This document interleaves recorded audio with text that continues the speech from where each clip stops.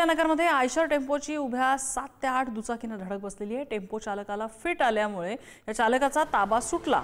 चालकासोबत असणाऱ्या सहकार्यामुळे पुढील अनर्थ टळलेला आहे।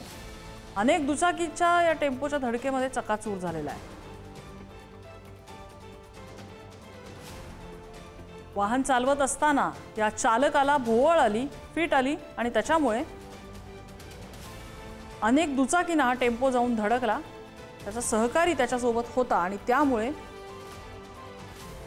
या गाडीवरती नियंत्रण मिळवण्यात आलं, मात्र तोपर्यंत काही दुचाकींचा चक्काचूर झाला होता।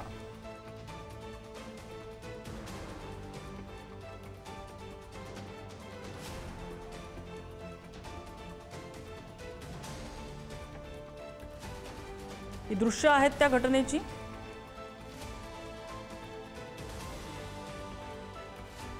टेम्पोचा ताबा सुटला। आयशर टेम्पो होता, त्याचा ताबा चालकाचा सुटला कारण त्या चालकाला फिट आलेली होती आणि रस्त्याच्या कडेला पार्क केलेल्या दुचाकींच्या दिशेने हा टेम्पो जायला लागला।